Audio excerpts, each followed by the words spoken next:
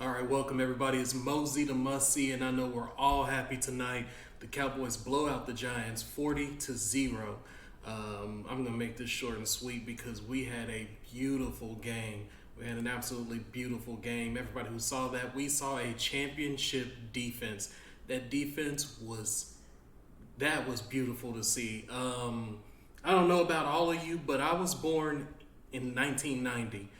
This is the best defense I've seen with my adult eyes. As a child, I saw better you see the 90s defenses, but I can't really break down football like that, not at like age 5, 8, and stuff like that. So this was a beautiful thing to see, and honestly, it was something that we kind of expected going into the year. I said we were going to be a top 3 defense.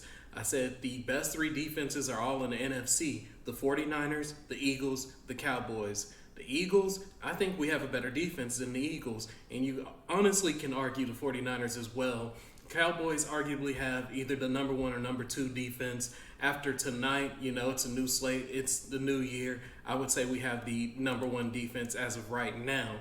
And what goes into that? Well, first, let's start with the forced fumbles. There's no official stats yet because the game just happened.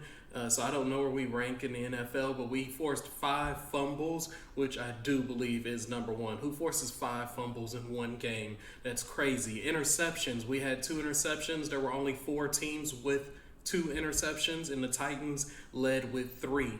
Also, our sacks. I do believe the highest sacks that I've seen is the Commanders had 6, and then the Steelers and Texans had 5. The Cowboys had 7 sacks, which that pass rush was crazy. Not only was it, because we're always going to talk about Micah. Let's just get to it. Everybody's going to talk about Micah. Last year when we talked about best defensive players, you talked about Micah. You did Nick Bosa, Micah. You can throw in Aaron Donald, Myles Garrett, T.J. Watt, players like that. But 1 and 2. Most of the time I was seeing people saying Micah. So we can talk about him all day. Born in the wild. Rare. Intoxicating. Who I really feel we need to talk about is the other defensive ends. You had Dante Fowler, you had Chauncey Golston, you had Sam Williams. The rotation that we have is crazy at the defensive end spot. But it doesn't stop there. It doesn't stop there because then we have the inside of the line. Odigizua was going crazy from the middle of the line. Hankins was holding down his own. He's a big guy. He's a big body. You're not going to see him get sacks. But what I did see is I saw a lot of no-call holding penalties. There was one time that the center grabbed him by his throat to stop him from hitting the running back, and they just let it go. But at that point, I think it was already 30-something-0. The rest was just like, let's just give them something. So that was beautiful. And then the one that everybody wants to talk about, how did the rookie Mozzie Smith do? I will hopefully get his plays so I can break down the film study on Micah. But from what I saw, Micah did what I expected.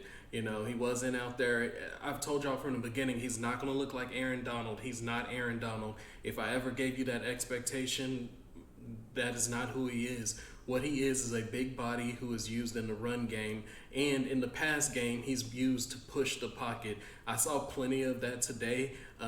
And also, he's a rookie. He's playing that. I call that a game that's men amongst boys in the trenches because you have to develop. You have to develop. That's years of lifting, years of eating. Coming in as a rookie is difficult. So what I saw from him, I liked. I will break down some film on him and get a better grade of what he did, but I was happy. What I really want to talk about is the DBs.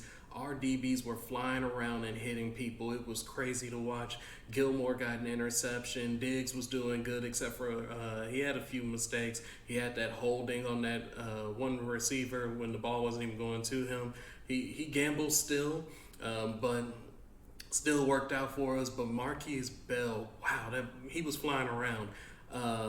If you remember, Overshown went down. What Bell did today is what Overshown was supposed to do. What he was doing. He was flying around doing it during the preseason, but then, of course, he got hurt. I hate to see that. But Bell stepped up, played that beautifully. And then I forget how to say his name, but Thomas. Who was expecting that from him? I want y'all to think about this. Deron Bland last year, he was not expected to be that good. Then we go pick up Thomas. He's undrafted, and he's not expected to be that good. Who remembers back when our best DB was Brandon Carr, and we were getting annoyed with him weekly because he was getting burned by someone? Who remembers when our second best cornerback was Anthony Brown, which, Anthony Brown, he did get better every single year. I give him that much. But how many times did he get burned, throughout a period of time? Things like that. Now we've got Diggs and Gilmore locking down receivers. There were so many times that the announcer said nobody could get open. We had Thomas and Bland locking people down. We had Hooker spying over the middle. Daniel Jones can't throw there. Hooker's going to pick it. He should have had a pick, but he dropped that one. I think he got too excited for it. Bell flying around, and the DBs are locking them down. Usually you can lock down the receivers 3-4 seconds. Your D-line should get there, but our D-line was on something different. Our D-line was like, no, you have 2 seconds, which is why Diggs playing aggressive is okay. It's acceptable because that defensive line, when he does that, he actually does give the defensive line a little bit more time unless the quarterback wants to anticipate it. Now for the offense, I know a lot of people are questioning the offense. They're like, wait, but what's the offense going to do? Y'all got to remember, it's week 1. Our offense did not play this preseason, and we were not healthy. We're not healthy. Tyler Smith didn't play. Leading up to the game, Tyron Smith was on the injury report. I didn't think either Smith was going to be playing today. So you got to remember that we do have health issues, and we do have guys still learning and getting better. But that was our first game. They have to gel together, but I liked what I saw. Dak was good on his decision making. Dak didn't force anything. The things that you might think were forced were not. They were very calculated. You got to remember, this is pro football.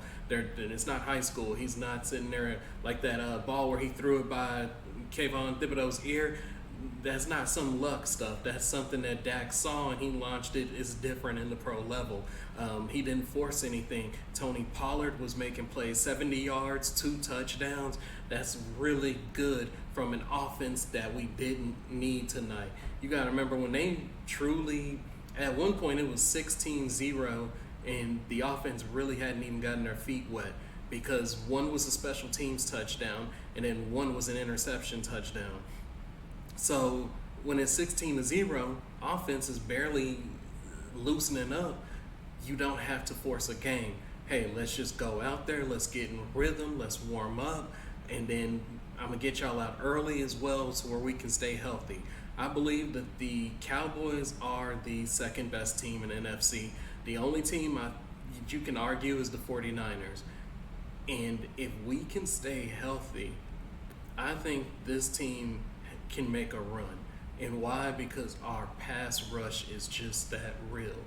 The defense is just that real. And I'm excited with everything I saw. Even the kicker came out and missed the PAT. I kind of shook my head because as a Cowboy fan, we know. But then he goes out and he hits all the rest of his kicks. And that was beautiful. Our punter, Auger, the Pro Bowler, I believe. Yeah, Pro Bowler. Beautiful punts. Like everything I was happy with, I was excited with.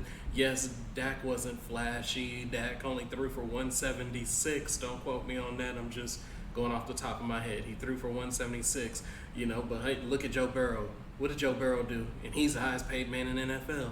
What did Lamar do? Lamar is an MVP. Lamar Jackson had a bad game.